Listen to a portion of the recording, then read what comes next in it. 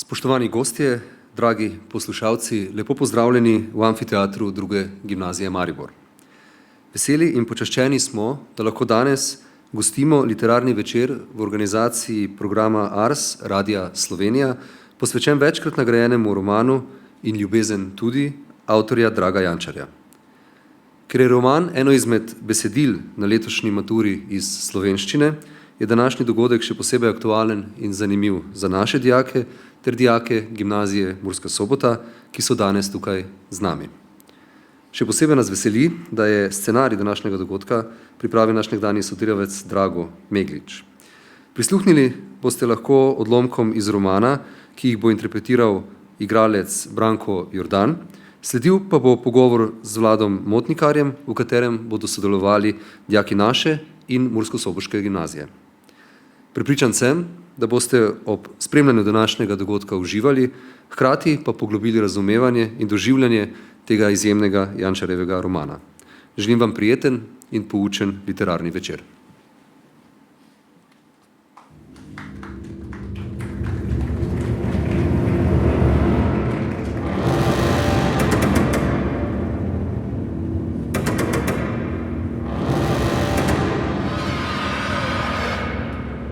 Maribor, 1941. V mesto vkorakajo nemške čete. Domačini, razočarani nad Jugoslavijo, pa prihod dobre stare Avstrije, kot okupacijo dojemajo, navdušeno pozdravijo. A kmalu se izkaže, da je dobri cesar Franc Jožef le oddaljen spomin. Začne se gestapovski teror. Ulice dobijo nemška imena, oblast prične izganjati učitelje in duhovnike. 26. aprila 1941 Maribor obišče Hitler. Pozdravit ga pride veliko ljudi. Po ogledu mesta se zahvali pripadnikom nemške manjšine, ki so pomagali pripravljati nacistično zasedbo slovenske Štajerske. Odpelje se proti Gradcu. 3 dni pozneje pa Maribor že vstane proti okupatorju. Mladinci pod vodstvom Bojana Iliha želijo skaliti nemško veselje po Hitlerjevem obisku, zato nacistom zažgejo 2 vozili in jim tako napovedo boj.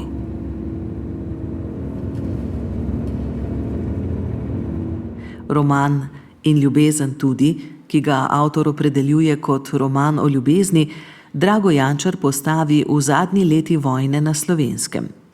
Začne se skorajda filmskim kadrom, motivom obledele, črno-bele fotografije.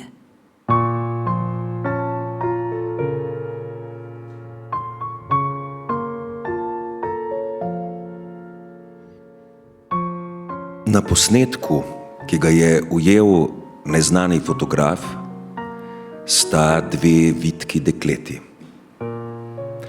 Prva v karirastem krilu, lahki jopici in v temnih nogavicah, druga v elegantnem črnem plašču in z lepo spletenima kitama, ki padata čez hrbet. Ta je brez nogavic. Očitno so tukaj še ostanki, zadnji zdihljaji toplega poletja, mogoče zgodnji septembrski dnevi. Dopoldanska slika z meščani, ki hitijo po svojih opravkih, ženska z aktovko, nekateri samo brezdelno postavajo. Tu je moški z biciklom, ki z nekom klepeta, najbrž v vremenu. Nekdo drug puha cigareto in puha v mirni božji dan. Pozoren pogled lahko opazi, da se je z napisom na veliki stavbi nekaj zgodilo. Hotel Orel se je spremenil v hotel Adler. Majhen popravek. Praktični lastnik je dal izdelati samo 2 novi črki, A in D. Besedo restauracija pa je spremenil v restaurant. V desnem spodnjem kotu, s hrbtom obrnjen proti fotografu, hodi človek v uniformi. V črnih škornjih, sivi vojaški jakni, opasan s pištolo.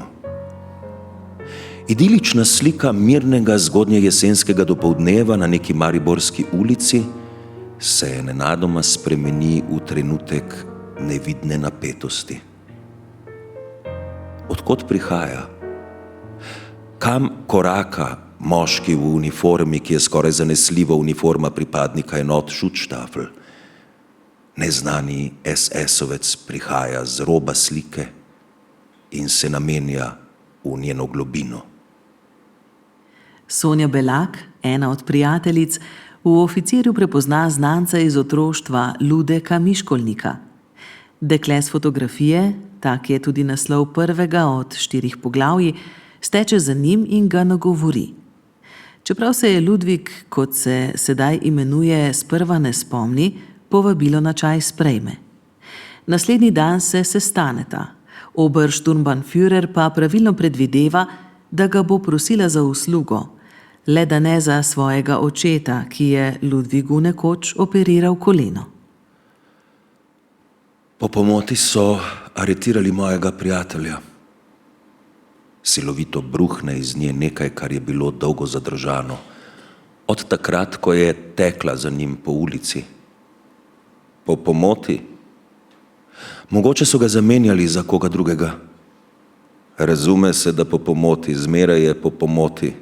Da ni tudi on kakšen profesor. Ni. Asistent je bil na ljubljanski univerzi, geodet. Tvoj fant? Prijatelj, reče Sonja obotavljivo. Že vidim, tvoj fant je. Sonja gleda v ohlajeni čaj na mizi. Veliko ga je ostalo.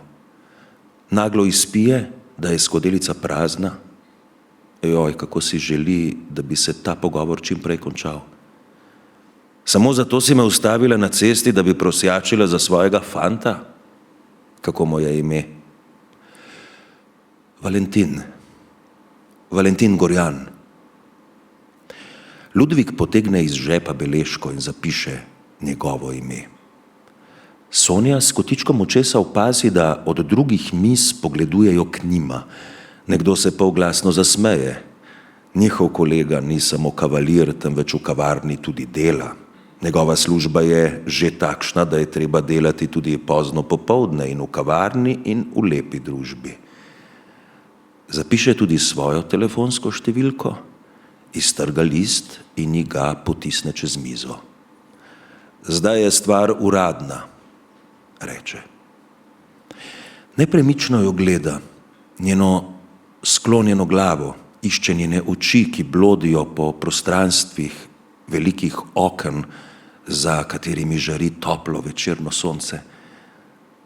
Vseeno si me malo presenetila, reče Miškolnik. Tu ne more biti nič osebnega, samo kar je zakonito, samo to. Tudi on bi zdaj najraje končal ta pogovor. Sam si je kriv, da se je zapletel v tale pomenek že na ulici, a zdaj je, kar je. Nikomur ni ničesar dolžan, še najmanj tej frajli, ki misli, da ga bo spravila v kakšno neumno težavo. Kaj še? Njenega ljubčka naj rešuje iz zapora.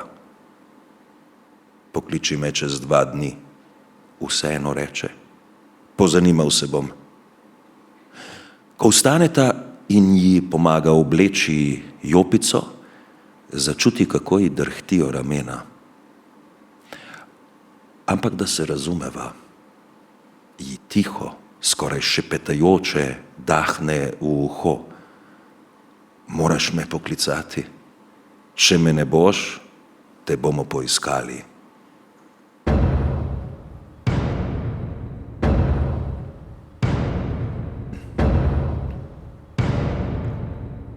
Ludvik zares preuči Tinetov dosje. Uklenili so ga v neki krčmi na Koroškem, ko naj bi se iz Ljubljane prek Dravograda vračal domov v Maribor in zamudil vlak. Sumijo, da prihaja iz partizanov. Ker mu je Sonja všeč, se primer odloči prevzeti. Računa, da mu bo uslugo morala vrniti. Medtem je pri Sonjinem očetu medicinska sestra Katica Modrinjak. Doktor Belaki izroča sanitetni material, Katica pa ga spravi k partizanom. V nadaljevanju spoznamo ozadje Tinetove aretacije. Dan pred prijetjem je s Pohorja domov pripeljal ranjenega soborca Petra. Tega naslednji dan v hiši ni več, sam pa nepremišljeno odide v krčmo in se napije. Kmalu nekdo od njega zahteva dokumente, zbudi pa se v Ječi v Mariboru. Še isti večer ga pričnejo zasliševati, a vztraja, da je zamudil vlak. Sonja in Ludvik se sestaneta v kavarni. Pove ji, da je Gorjana našel in jo pregovori, naj se pride zvečer k njemu domov pogovoriti.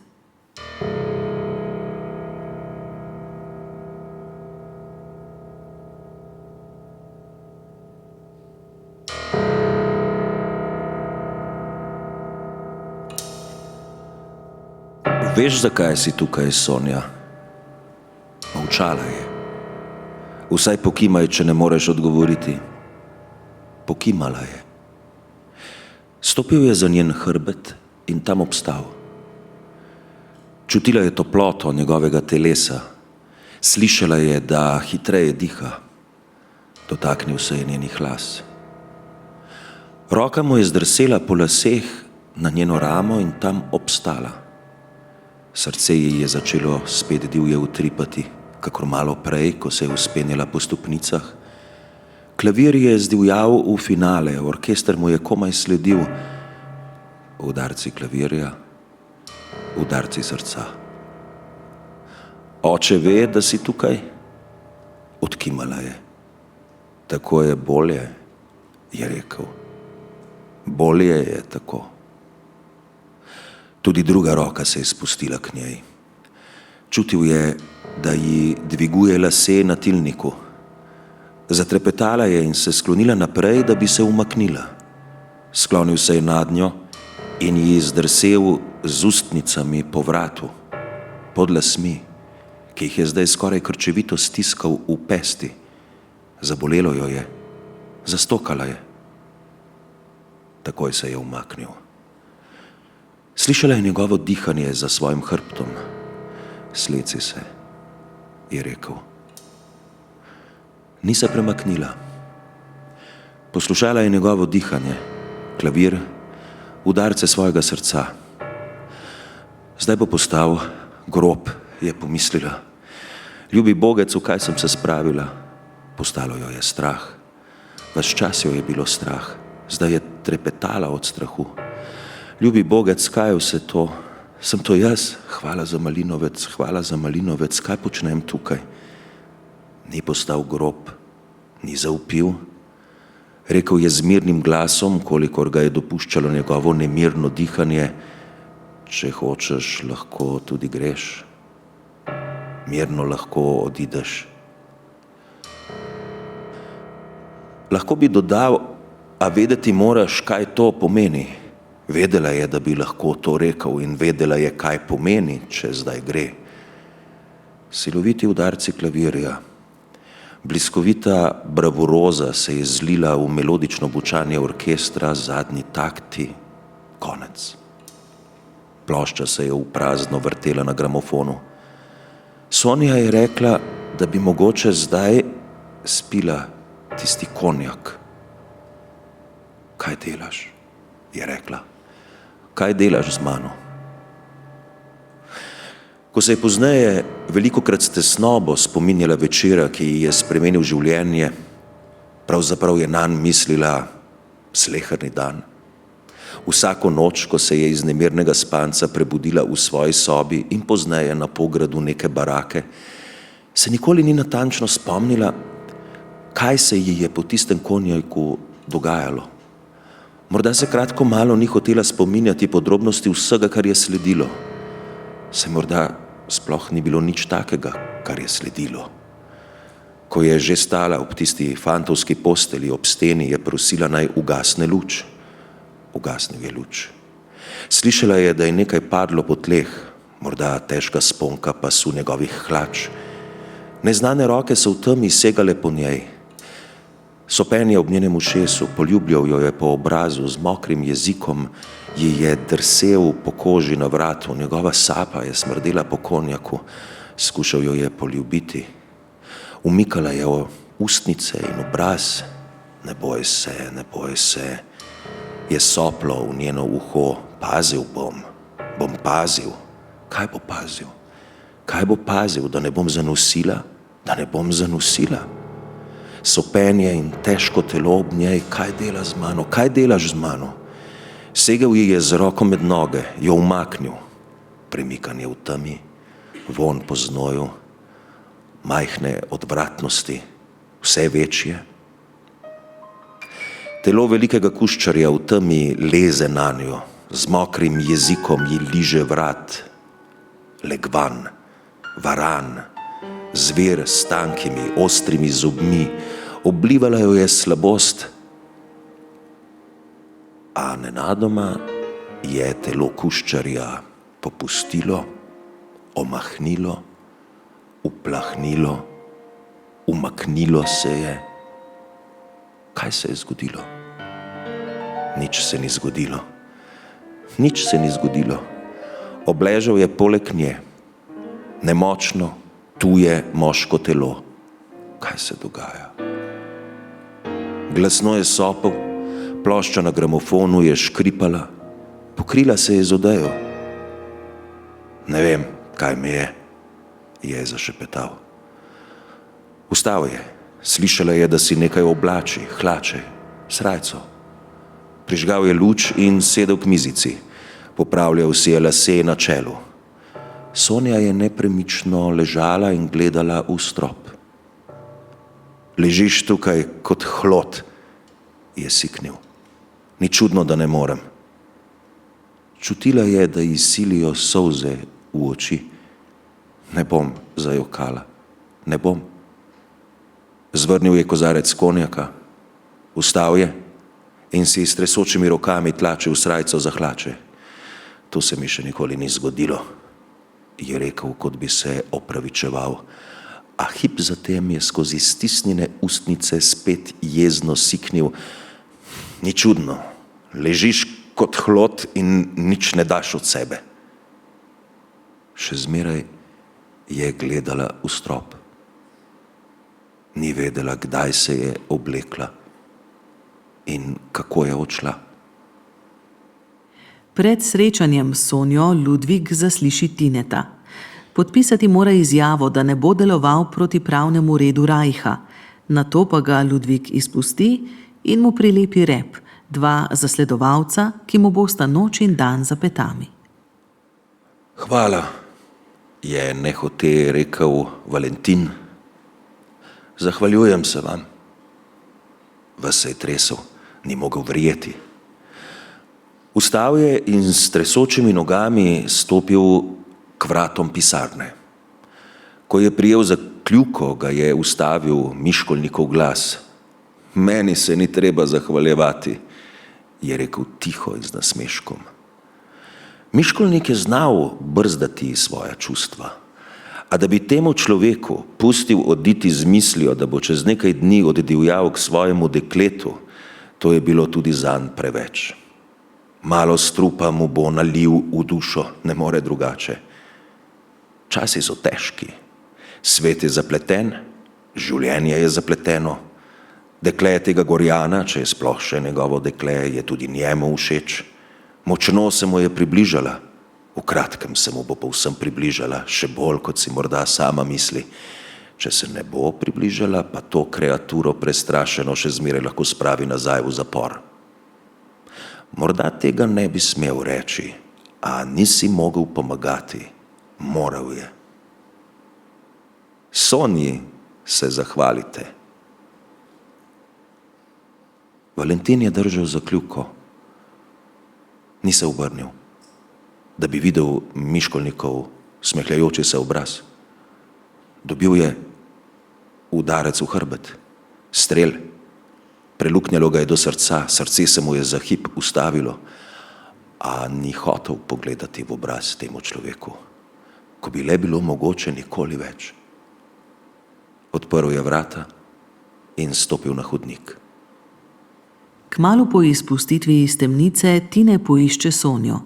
Snideta se pod njunim kostanjem.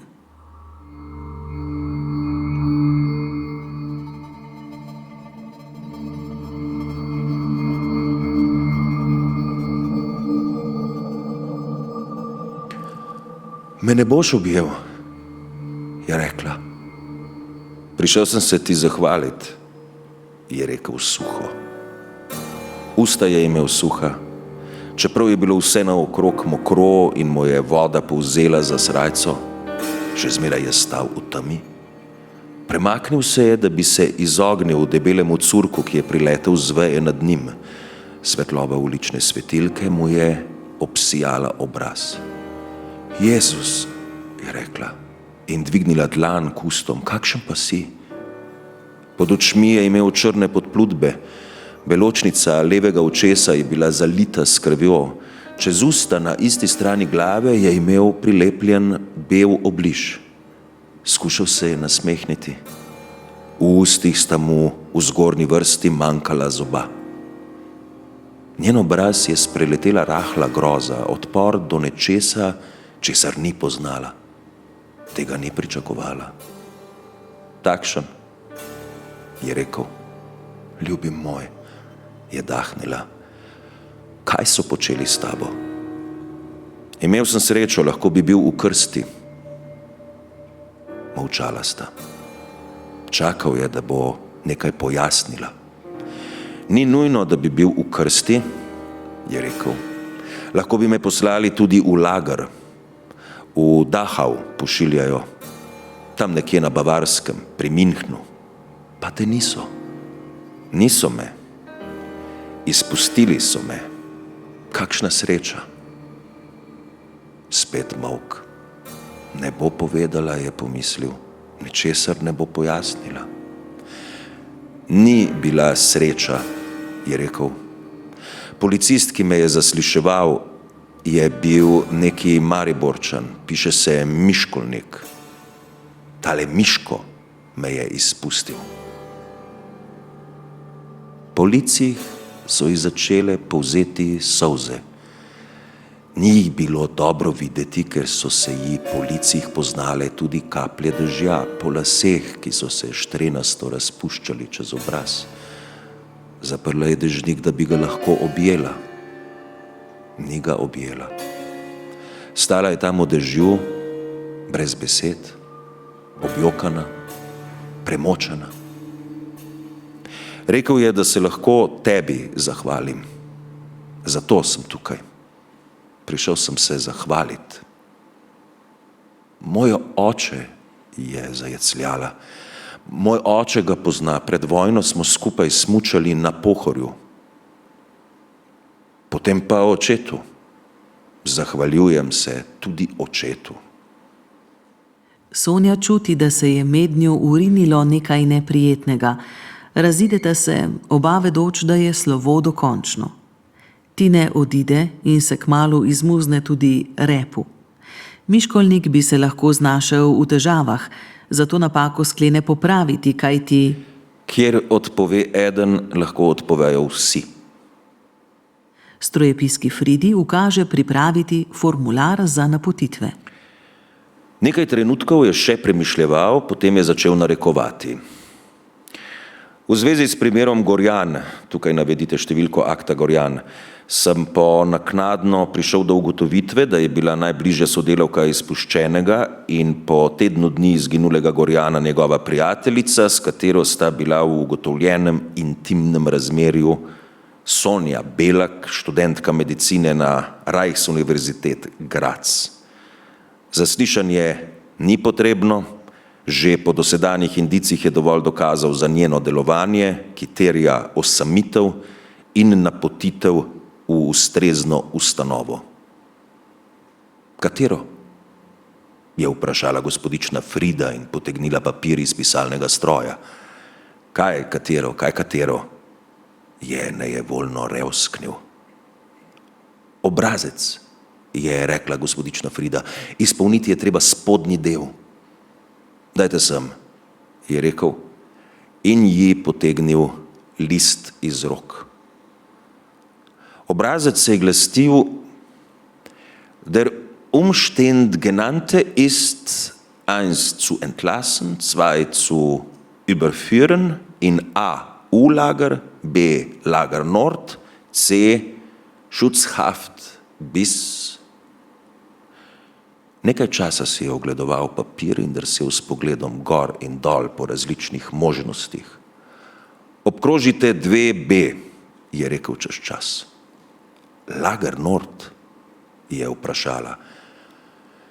Rekel sem B, to je Lager Nord. A ste slepi? Kar sam je obkrožil črko B in podpisal. Zdaj lahko greste, je rekel. Sam bom izdal navodilo za transport.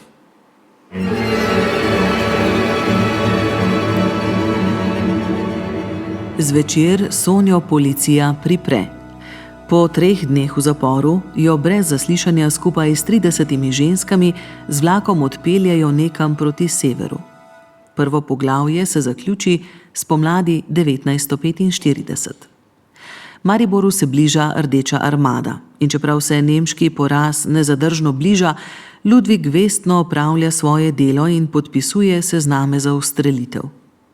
Ko poskusi pobegniti čez mejo, pa ga partizanska patrulja zajame.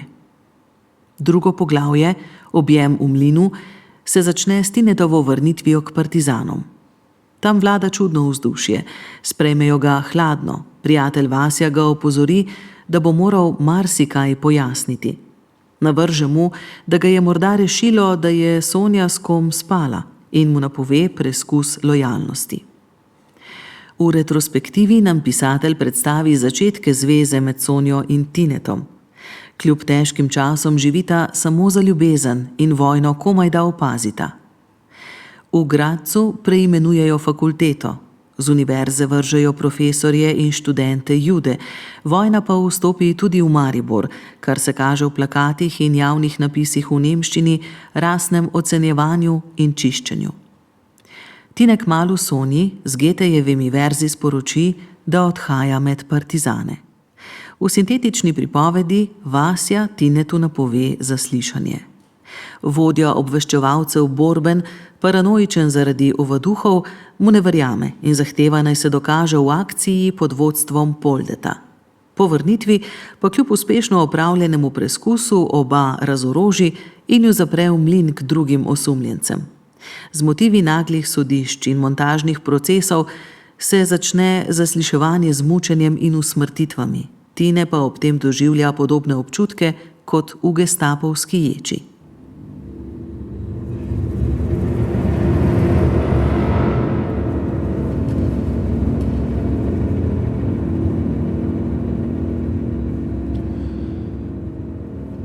V mariborskih zaporih smrdi strah.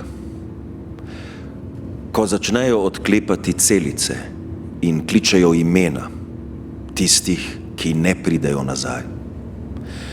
Strah raztrešči lupino sveta, nebeški obok varnosti, vsi angeli se razbežijo. Strah udre v tvoj prostor, v središče prodre, sede na vrh želodca, v srce se zažre. Tako je bilo, ko so klicali imena, v srcu in glavi votlo od strahu. Prišel sem iz celice, je pomislil, nazaj in ven in sem gor kot kak ubegal galjot. Tudi od tod bom prišel. Še zmeraj je bilo svetlo, ko se je zaslišal iz mlina ropot. Nekaj topega je padlo, kakor vrečka v mlinu ali človeško telo. Hip zatem je zaslišal krik in še en in vmes odsekano kričanje. Valentin ni dvomil. Ta je Borben. Tisti, ki kriči od bolečin, pa je Flajs ali pa Jurkovič. Mogoče oba. Absurdne obtožbe svoj namen dosežejo. Polde po mučenju prizna sodelovanje z belogardisti. Nato se zgodi preobrat. Obtožbe zoper Tineta ovržejo. Borben mu svoje čiščenje čete ponazori s prispodobo o mlinu. To je kot tale mlin, je rekel. Zdaj ne dela, zima je, ampak kadar dela, takrat je treba prekleto paziti. Povedal mi je podlesnik, Če pride nekaj v mehanizem mlina, se vse polomi. Razumeš? Ni počakal, da bi Valentin odgovoril. Vse se polomi, vse propade. Paziti moramo, da se nam to ne zgodi. Brigado smo zdaj skoraj spravili v red. Pravzaprav še ne do konca. Jutri zjutraj, pogledal je na uro, danes zjutraj jo bomo do konca. Se pravi, da je že čez polnoč. Valentin je izgubil občutek za čas. Borci spijo, je govoril Borben, in mirno lahko spijo, ker smo jih obvarovali. Tale tukaj je vse priznal. Te zanima, kaj je priznal? Tudi ni treba. Jutri zjutraj boš slišal pred vso brigado. Ni lahko. Stiskajo nas z vseh strani, med nas pošiljajo take, pokazal je k posteli. Ampak mi smo budni in vedno korak pred njimi. Moraš misliti, kar oni mislijo. Uživeti se moraš v njihovo logiko, razumeš? Vasja Tinetu poznaje pove, da ga je rešilo obvestilo, da so Sonjo poslali v taborišče Dachau, njegovega očeta pa na prisilno delo. Navda ga občutek krivde, a se sprijazni, da se kot posameznik težkim valjem usode ne more upreti. V boju se izkaže in napotijo ga v oficirsko šolo v Metliko. Spomin na Sonjo počasi bledi. Pri prečkanju Save izgubi nahrbtnik z njeno edino fotografijo, z njo pa simbolično potone tudi njuna ljubezen. V Metliki se zaljubi v bolničarko Jadranko s partizanskim imenom Katjuša. Postane poročnik in vstopi v komunistično partijo. Njegovo povojno življenje pa izkušnja iz mlina močno zaznamuje.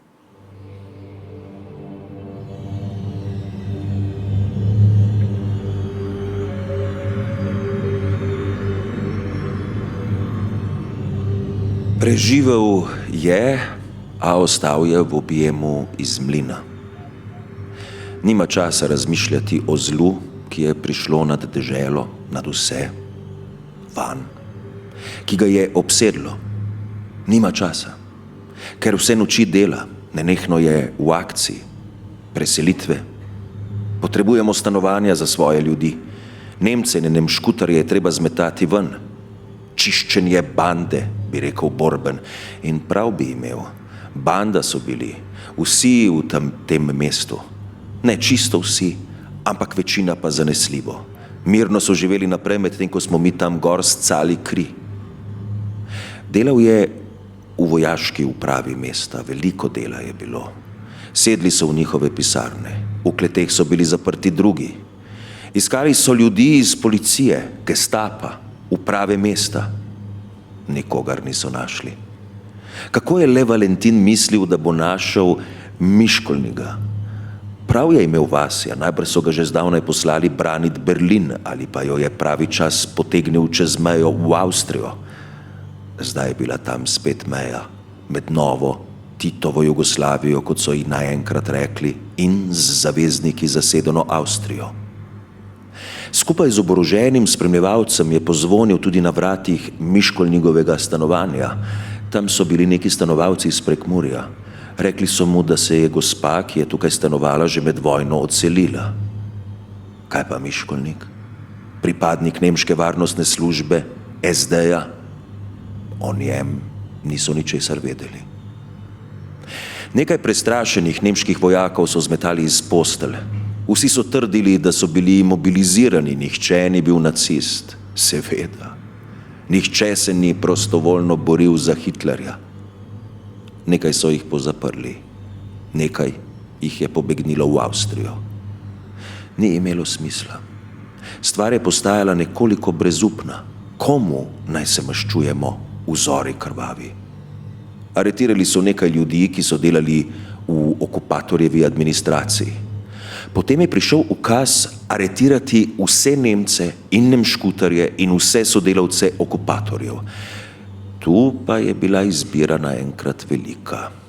Polnili so se zapori in taborišče v Šterntalu je bilo natlačeno z množico ljudi, ki jih je bilo treba vsaj popisati in za silo nahraniti. Od maščevanja ni bilo nič.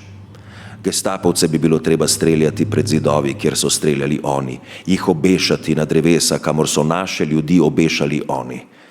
A ti so pobegnili. Valentin Gorjan je imel opravka z ubogo rajo, nekatere so menda kar postrelili. On ne. Ne bo streljal neoboroženih ljudi, civilistov. Prosil je, naj ga razrešijo vojaških dolžnosti. Prošnja je bila zavrnjena. Do nadaljnega.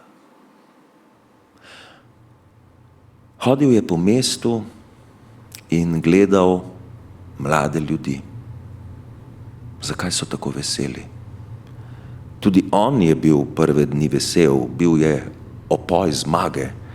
Postelje se je komaj navadil, objel je mamo in srečal nekaj sošolcev, vsi so ga občudovali. Z zmago ovenčan je junak. Eden med njimi mu je recitiral: zdaj venci zmage čela nam krase in meči skrhani vise po stenah.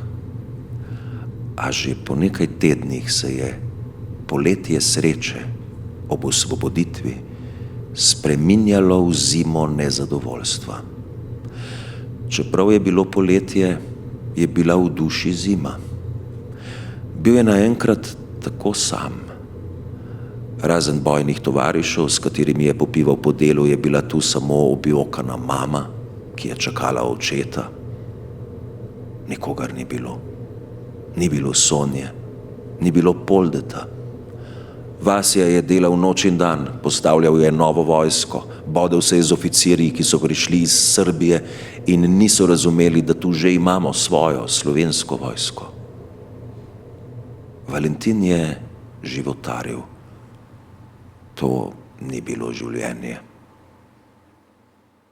V poglavju Sobo ob jezeru sprva spoznamo mobiliziranca Lešnika. Po vrnitvi z dopusta ga napotijo v vzhodno Prusijo, kot obišče vojaški bordel in v izbranem dekletu spozna rojakinjo Sonjo. Njena usoda razkrije motiv sistemske prostitucije.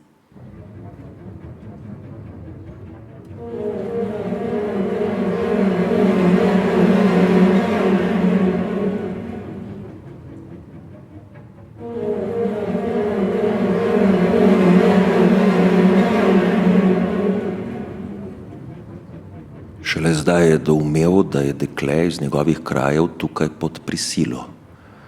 Nič takega jim niso povedali, ko so jih pripeljali sem. Vedeli so, kaj jih tu čaka. Mlada dekleta, ki pomagajo mladim vojakom preživeti strašni čas vojne. Kosmate šale so padale, ko so se peljali sem in skakali z kamiona, izpod cerade na Oplu Blicu, na razhojena blatna tla pod barako. Tako je začela govoriti, kakor da je zelo dolgo čakala na to, da bo začela govoriti. Resnica čaka, potem izbruhne, plane na dan. Pri njej je čakala zajezena za zobmi, v velikem jezeru solz za očmi, v velikem jezeru žolča v drobovju se je nabirala. V tako velikem, kot je tisto za okni barake. Ob jezeru so se vozili sem mimo kraja, zdi se mu, da se je imenoval Fürstenberg, mogoče Hafl ali pa oboje. Skozi mnoge kraje je potoval, nisi zapomnil njihovih imen, tudi tega si ne bi, ko ne bi bilo tega nenavadnega srečanja in njene pripovedi. Ko je zaslišala domačo govorico, je kakor ljubimcu, kakor bratu začela govoriti. Jez se je podrl, kakor hudournik je pridrlo iz nje njeno življenje. K vsemu temu so jo primorali v taborišču Ravensbrück, nedaleč od kraja, kjer sta se srečala. Tam je nosila na rokavu obrnjen trikotnik, kar je pomenilo, da je zabeležena v registru kot asocial in individualistin. Ni razumela, zakaj. V Ravensbrück so jo odpeljali iz Maribora.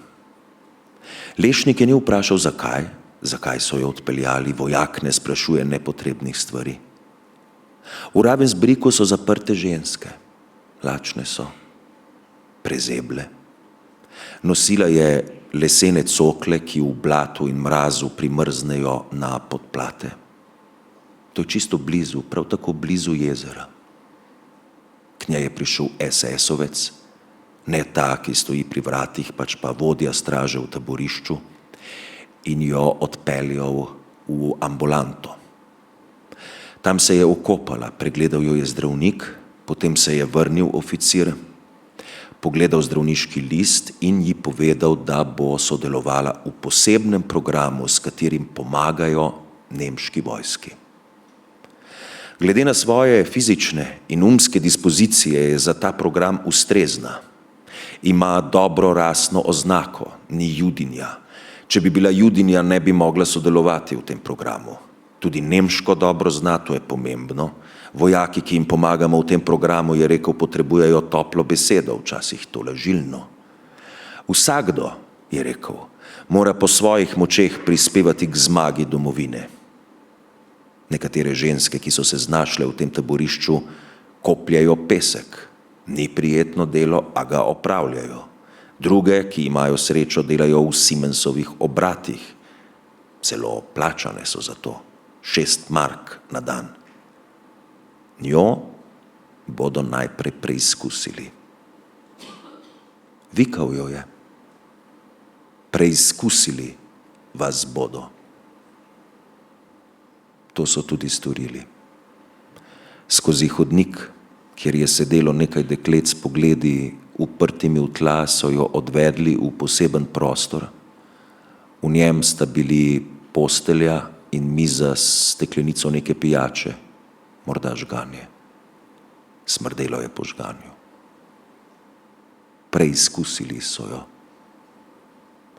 Potem so jo iz barake preselili v zgradbo, ki je stala med ambulanto in komandnim poslopjem in kjer je skupaj z ostalimi dekleti poslej dobivala boljšo hrano in imela vsak teden zdravniški pregled.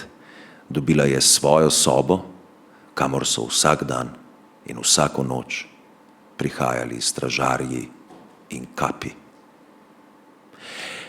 In kar naenkrat nisem več vedela, je tiho govorila, kje sem, kdo sem,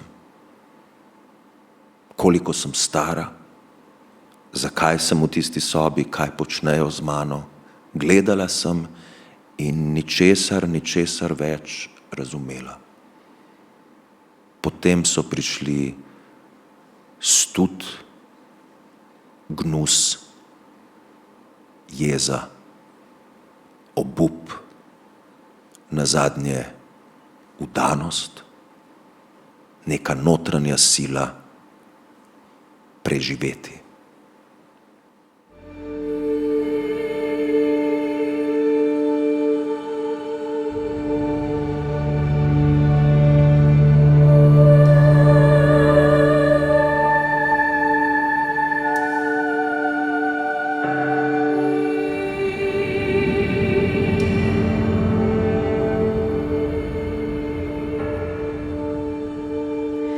Sonja, vključena v program Ukrepi za pospeševanje moške ustvarjalne moči, postane kolesce v peklenskem stroju nacizma in mora prispevati svoj delež k ustvarjanju mita o veliki Nemčiji.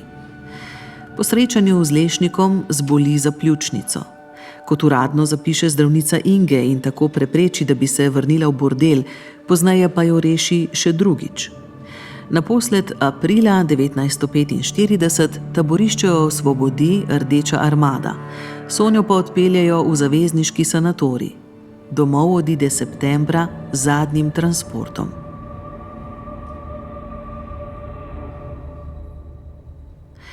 V zaključku 3. poglavja nam vsevedni pripovedovalec s prolepso, retorično figuro, predstavi njeno povojno življenje.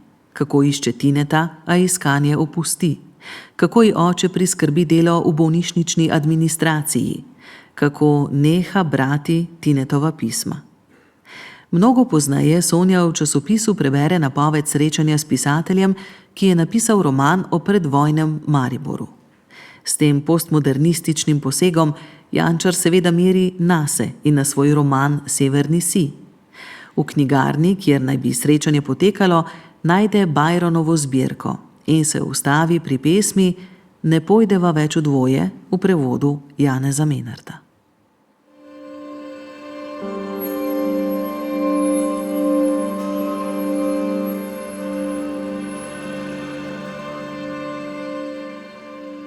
Glej, ne pojdeva več v dvoje blodit v pozni čas noči. Naj si v srcu še toploje in še ščip blesti. Toda meč svoj tok izje in razum duha utrudi in utrudi se srce in ljubezen tudi.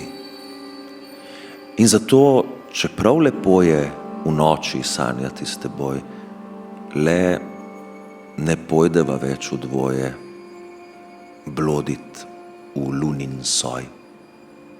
Sonja pomisli, da bi Tinetu poslala verze druge kitice.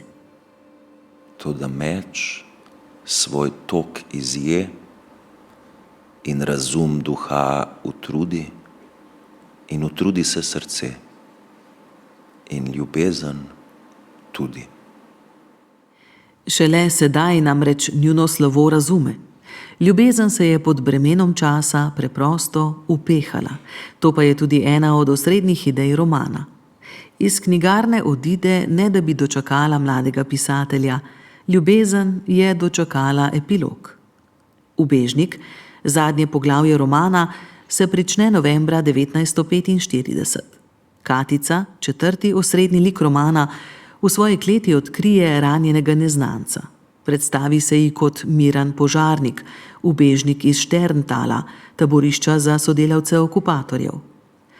Kljub pomislekom, ta človek bi namreč lahko pripadal tistim, ki so umorili njenega moža, se mu odloči pomagati. Z ubežnikom se nepričakovano zbližata.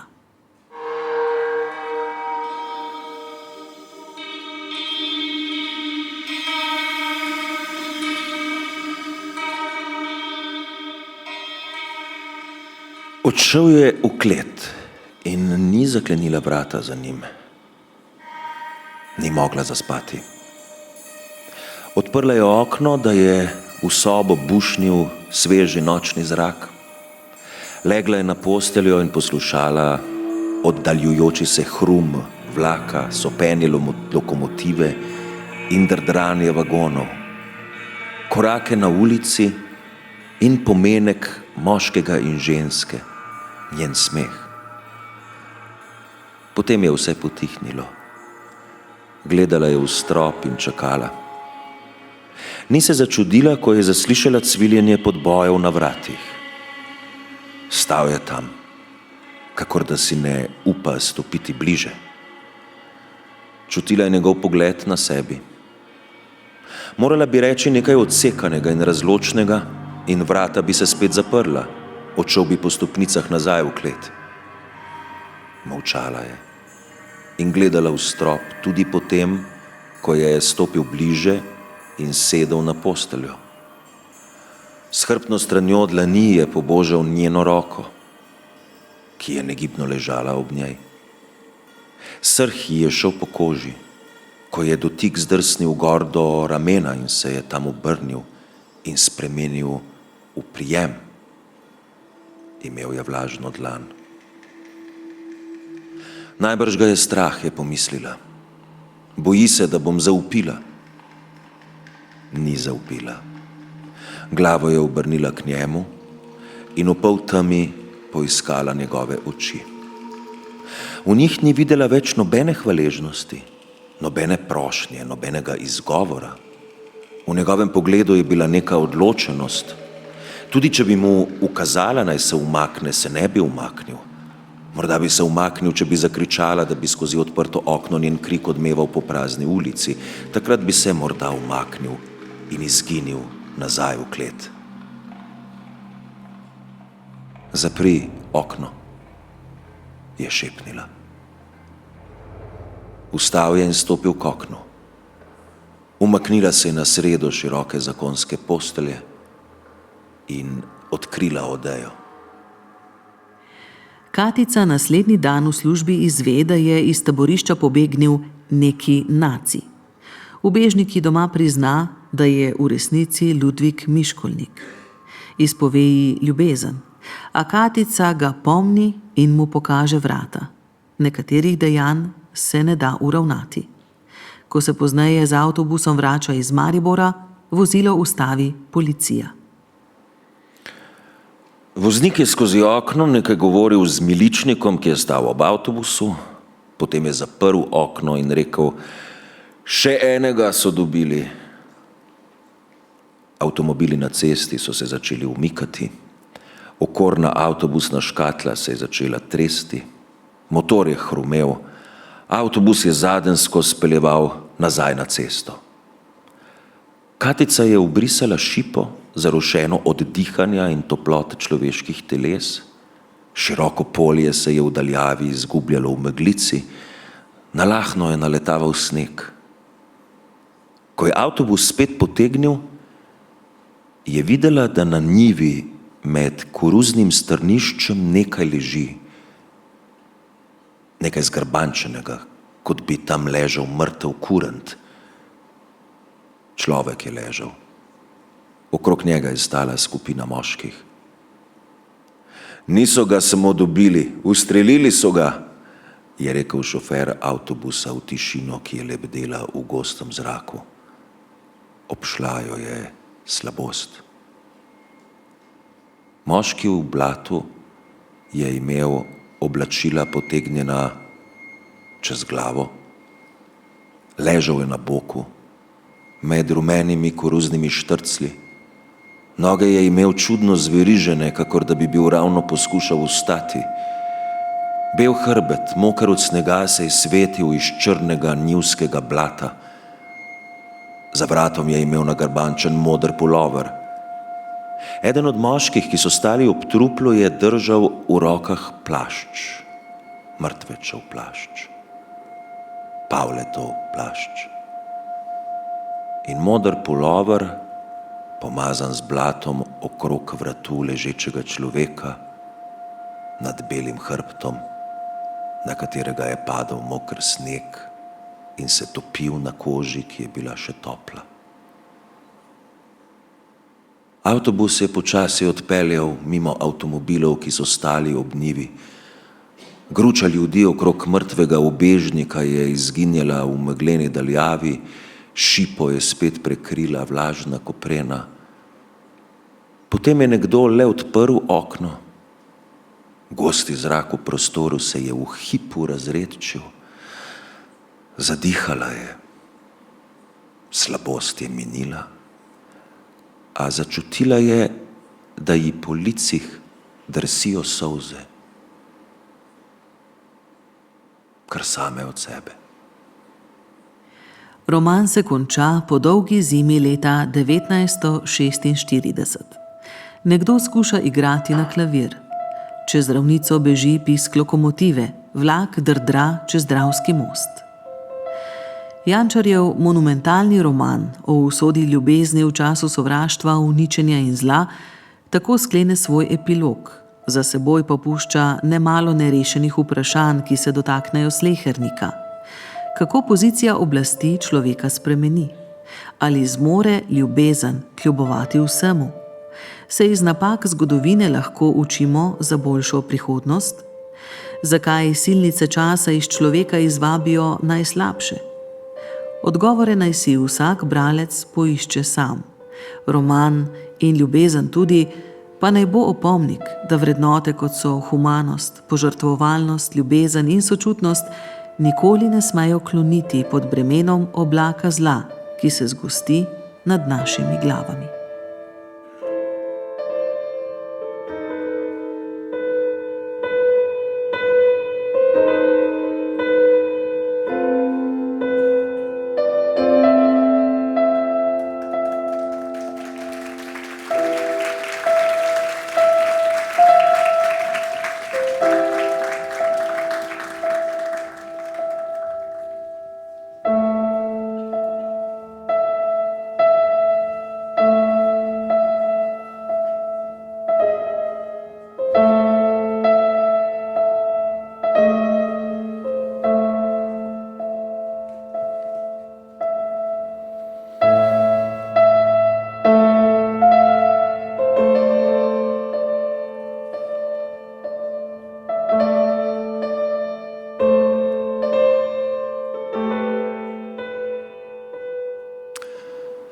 V sklopu literarnih večerov v maturitetnem branju smo predstavili roman Draga Jančarja in Ljubezen tudi.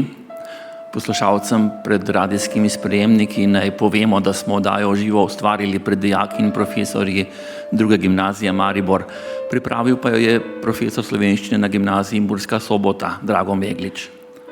Hvala igralcu Branku Jordanu za občuteno interpretacijo. Spremno besedo je brala Mateja Perpar, vse skupaj je vodil režiser Klemen Markovčič. Naj omenim, da celotno besedilo Jančarjevega romana lahko v nadaljevanjih poslušate v oddaji Odprta knjiga. Vsak delovnik ob 19. uri, 3 dni po predvajanju pa še v podcastu, danes bo na vrsti 22. del. Zdaj pa nas zanima, kako so Jančarjev roman brali bodoči maturanti. Na odru so z mano dijakinje Minja Bigec in Ema Margoč iz Maribora ter Sara Novak-Volmut in Daša Škarbot iz Murske Sobote. Z njimi se bom pogovarjal Vlado Motnikar. Pozdravljene. Več kot 80 let je že minilo od dogajanja, ki ga opisuje Jančar v svojem romanu.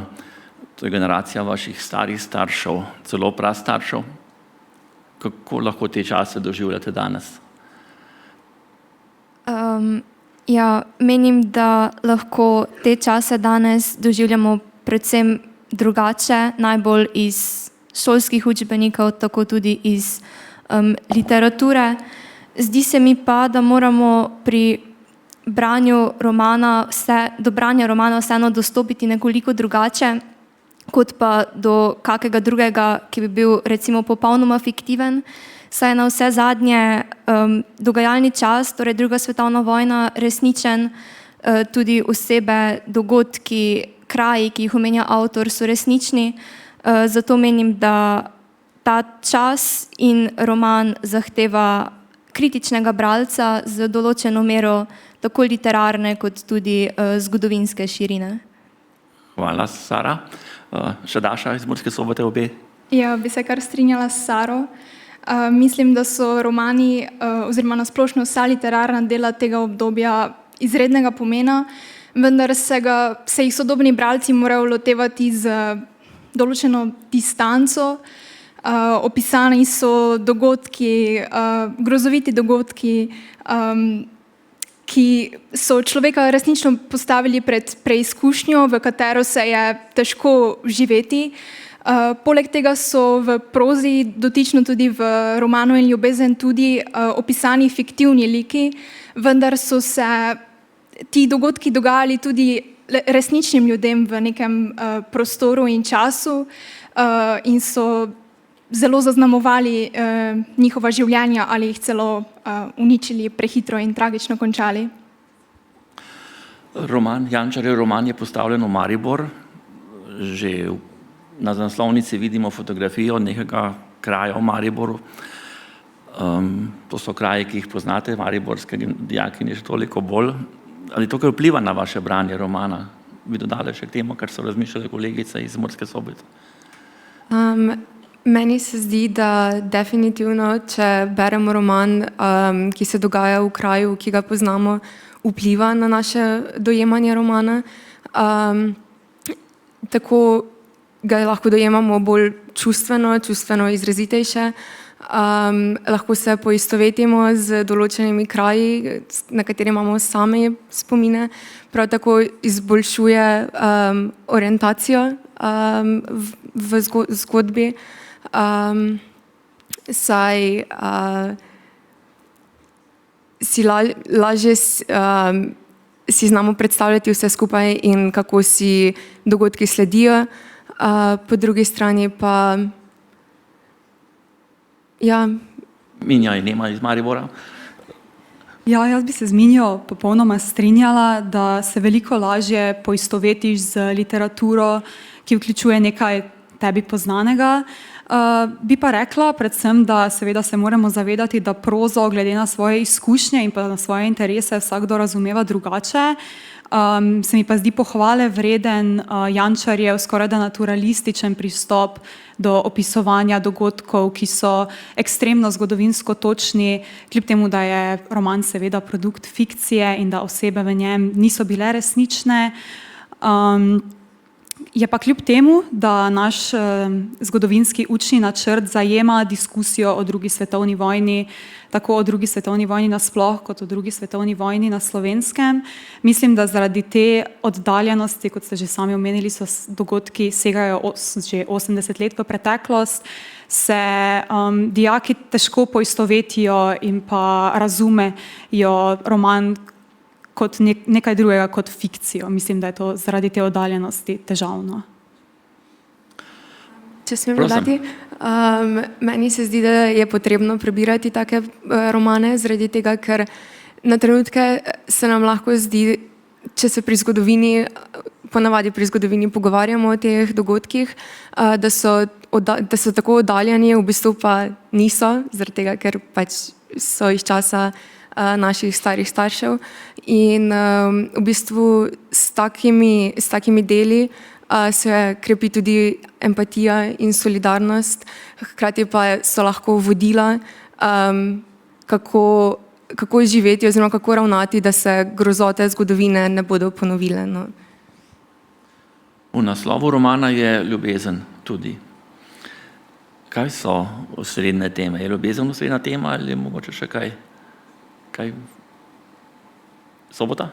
Ja, bi se strinjala, da je ljubezen definitivno ena izmed osrednjih tematik, vendar je morda nekoliko bolj prikrito v ospredju tudi posameznikovo delovanje v primežu vojnih grozot nasplošno. Bili so soočeni z res nepojmljivimi dogodki.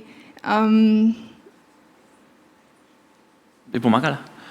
Ja, jaz bi se morda naslonila tudi na avtorjevo razlago, ki pravi, da to ni ljubezenski roman, ampak roman, ki govori o ljubezni. Se pravi, ljubezen se v romanu znajde na dejansko najbolj razburkani točki človeške zgodovine v drugi svetovni vojni. Roman pa skuša ugotoviti, ali je ljubezen v tem času, ali se jo da zavarovati in ohraniti. Na začetku kaže, da bo šlo, ne?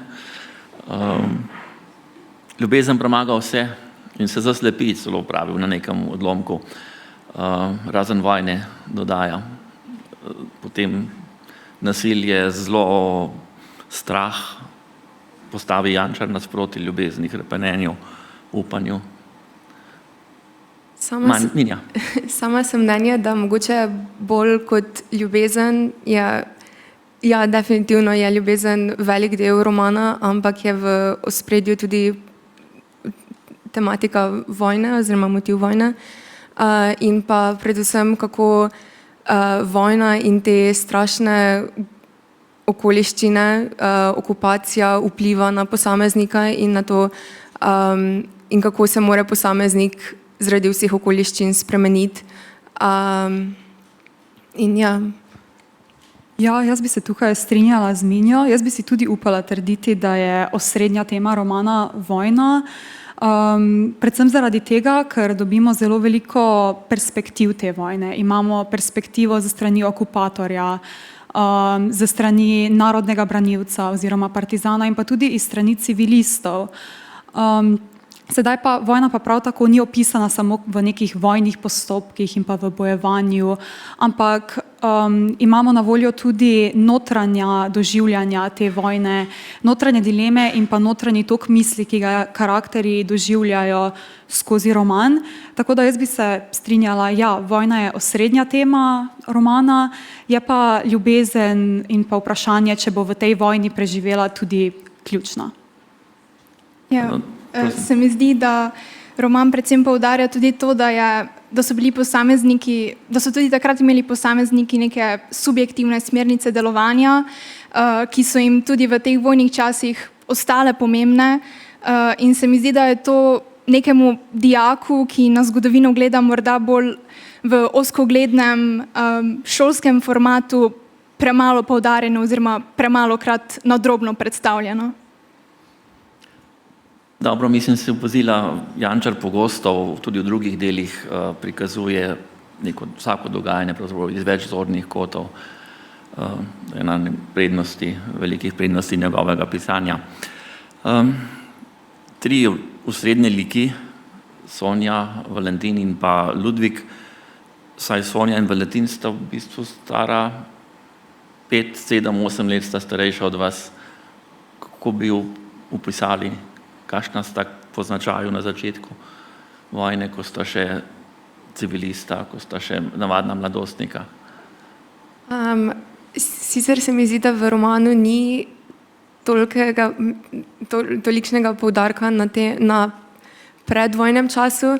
Po večini se dogaja potem že v času vojne oziroma okupacije, ampak na začetku sta predstavljena zelo brezskrbno. Oba sta v bistvu, Sonja je študentka medicine, lahko bi rekli izobraženo dekle, vendar vidimo, da tudi naivno po njenem ravnanju. Valentin pa tudi izobražen asistent geodezije na Ljubljanski univerzi. Spremljamo lahko njun ljubezenski odnos, ki je mogoče njun prvi pristni, pravi, o tem, kako poteka, kako si dopisujeta, pišeta verze. Ja.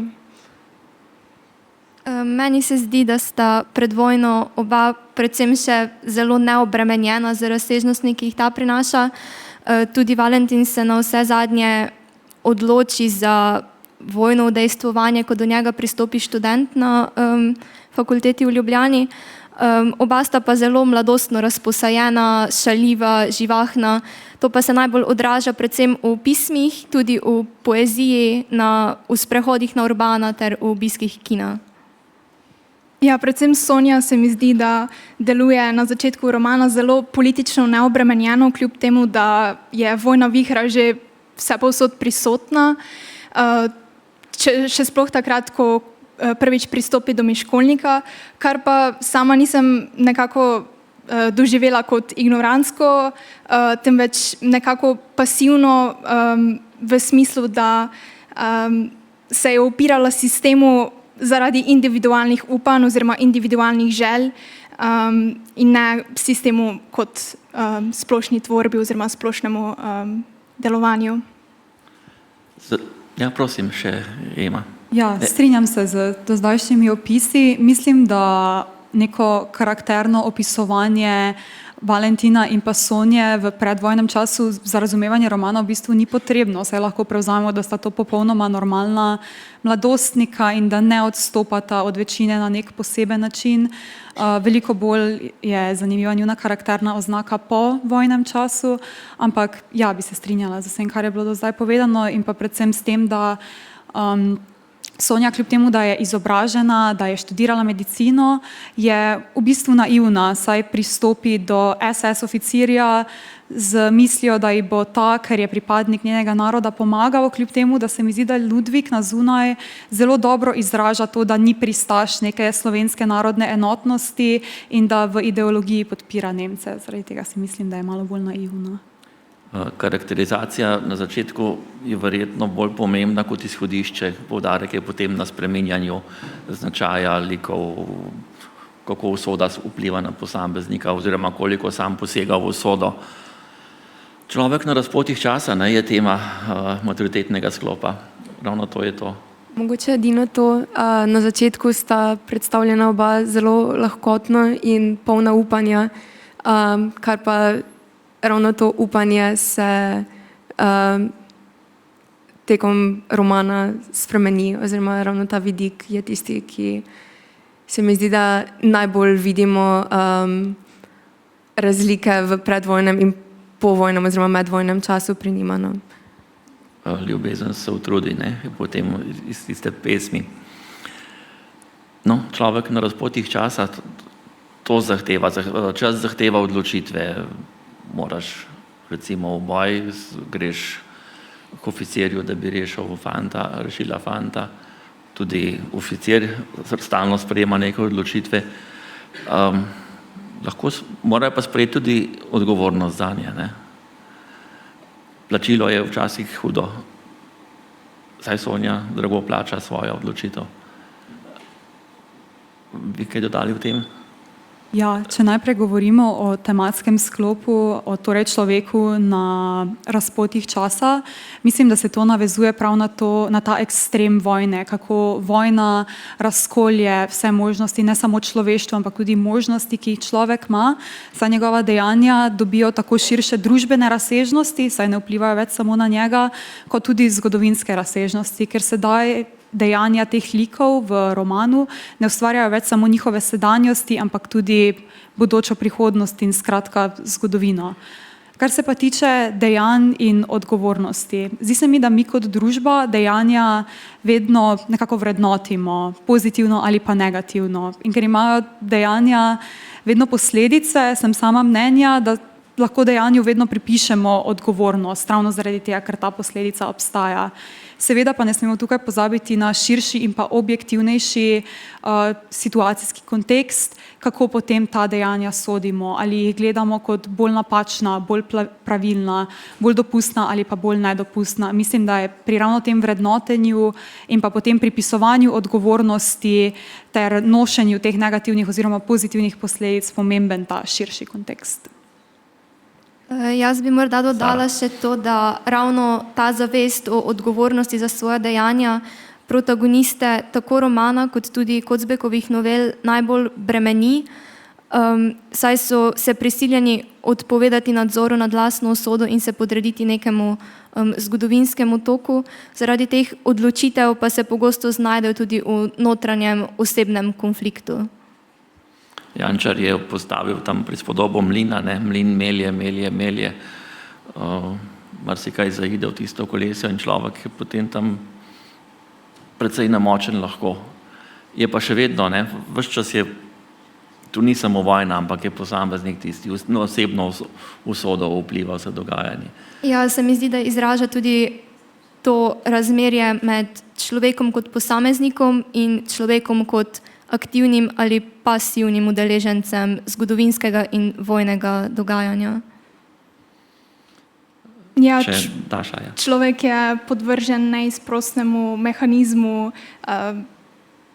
sistema oziroma lahko uporabimo tudi prispodobo mlina in je včasih v vojnem stanju, ki je izredno stanje, prisiljen v dejanja, ki jih sicer nikoli ne bi storil, kar se mi zdi, da je še nekoliko bolj kot v romanu poudarjeno v Kocbekovih novelah.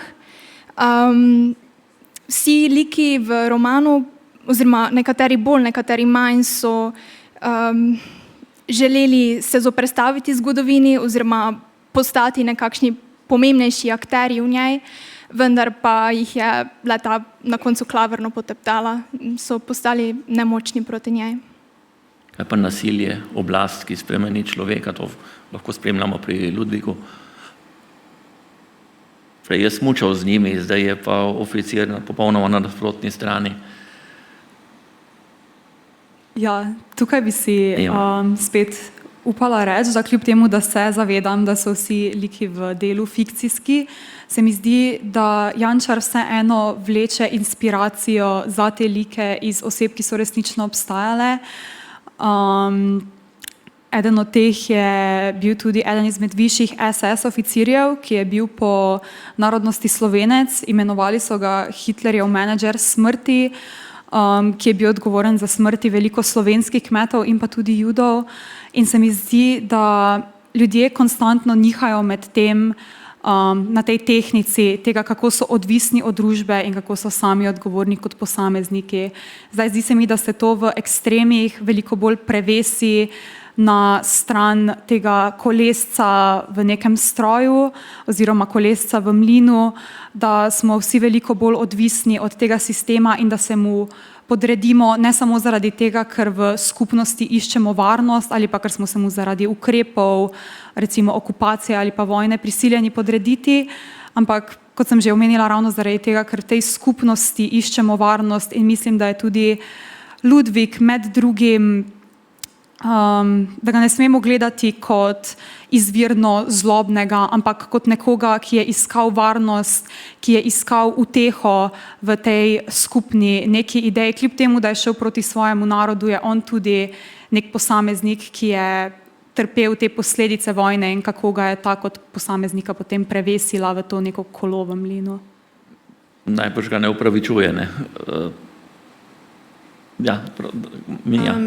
Ja, strinjam se s povedanim, ampak mislim, zdi se mi, da v takšnem času je mnogo lažje posamezniku biti del nečesa, biti kolesce, naprimer v mlinu, kot pa posameznik, ki zaradi tega, ker ko je del nečesa, v bistvu ne rabi prevzemati odgovornosti za svoje dejanja, zaradi tega, ker jih pripisuje, oziroma ne čuti takšne odgovornosti do njih, zaradi tega, ker je itak mnenja, da to more početi, ne.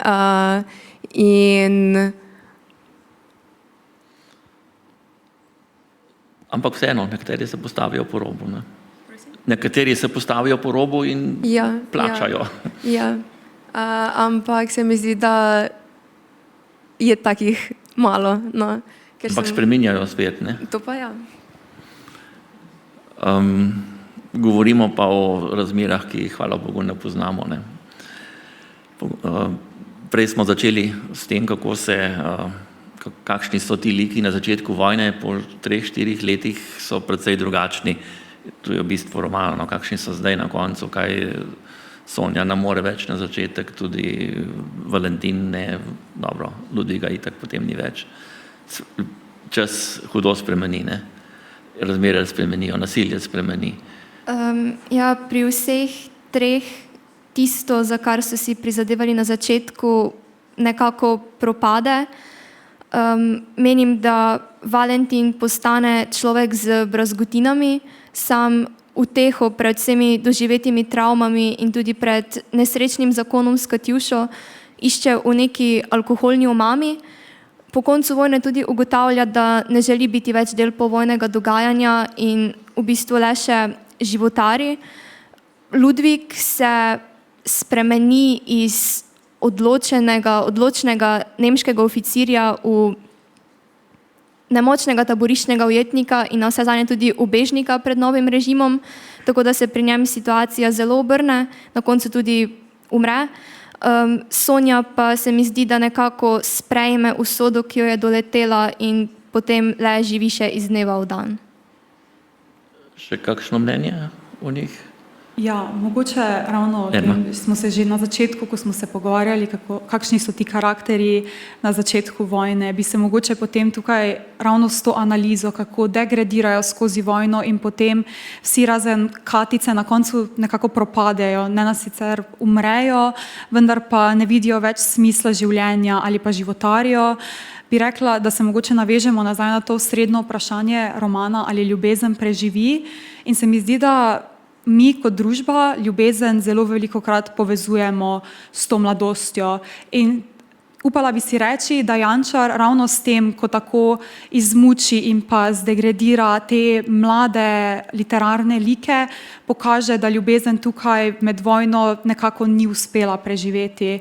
Da sicer obstaja, vsaj tudi ti liki, ti mladi liki obstajajo, večina jih ne umre tako samo Ludvik, ampak da pa je skoraj popolnoma uničena. Tako da je. Za konec malo bolj osebno, kateri prizori v romanu so se vas najbolj dotaknili? Ja, prosim, Daša. Mene se je verjetno najbolj dotaknila ravno Sonjina prolepsa življenja, ki mi je sploh takrat, ko sem prvič brala roman, nekako uničila vsako zadnje upanje tega, da bi se njena velika požrtvovalnost končno obrestovala. In potem tudi, ko najde tisti slavni Byronov vers, nekako ozavesti, vedno podzavestno prisotno vedenje, da so se med njo in Valentina nekako prerinila grozodejstva vojne, ki so nepopravljiva in da jima enostavno ni sojeno, da bi nadaljevala s tisto mladostno in radostno pomladjo iz predvojnih dni. In da je nekako najbolj smiselno, da, kot pravi tudi pesem, ne pojdeta več v dvoje. Še kdo? Mene pa se je najbolj dotaknil prolepse iz Valentinovega življenja, v katerem v nekem deliriju, ki je mešanica alkoholne omame in vseh njegovih travm, kriči, zmerja ženo in razbija kozarce, ker sem dobila občutek, da Katjuše nikoli ni prav zares ljubil, ker je bila zgolj nekakšen nadomestek za Sonjo. Prav tako pa me je presenetilo, da se lahko človek, ki je bil na začetku še nek nežen lirik in romantik, zaradi doživetega tako zelo spremeni in da je vojna dejansko pustila takšne posledice na človeku. Še na mariborski strani. Minja in Jana. Mene se je osebno najbolj dotaknil trenutek, ko je Valentin ujetnik v gestapovskem zaporu, saj prikazuje, kako hitro se lahko tvoje življenje obrne na glavo in kako hitro lahko postaneš zgolj ujetnik. Hudo mi je bilo brati o tem, kako so se v bistvu v njem prebudili živalski instinkti. Ljudi je prepoznal že samo po koraku, zaradi tega, ker enostavno je doživljal take grozote oziroma kaj vse mu je bilo prizadeto v zaporu.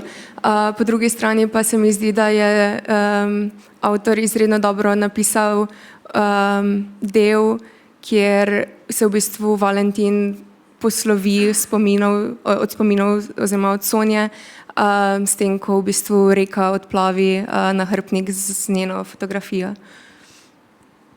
Jaz bi rekla, da se me je najbolj dotaknilo opisovanje povojnega Valentina, saj res dal perspektivo, kako kljub temu, da je premirje podpisano, kljub temu, da je vojne uradno konec, da je orožje pospravljeno, vojna in pa njene posledice ostajajo z ljudmi. Te travme in pa ta doživetja ter ta beda ostaja še desetletja, mogoče celo stoletja potem, ko se vojne zaključijo.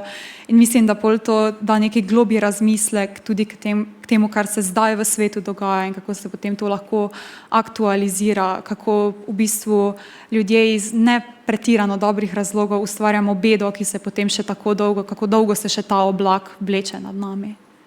Hvala za vse te podobe.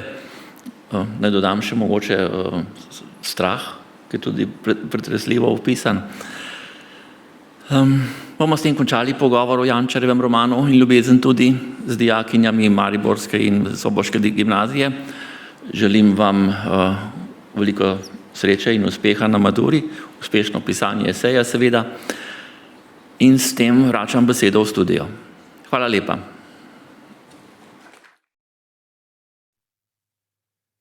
S tem se torej poslavljamo iz dvorane druge gimnazije v Mariboru, kjer smo predstavili roman Draga Jančarja in ljubezen tudi.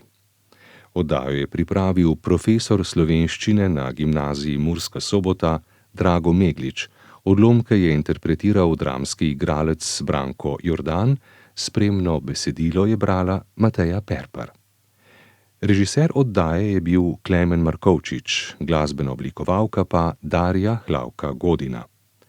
Z dijakinjami Minjo Bigec in Emo Marguč iz Maribora ter Saro Novak-Volmut in Dašo Škarabot iz Murske Sobote se je pogovarjal urednik oddaje Vlado Motnikar.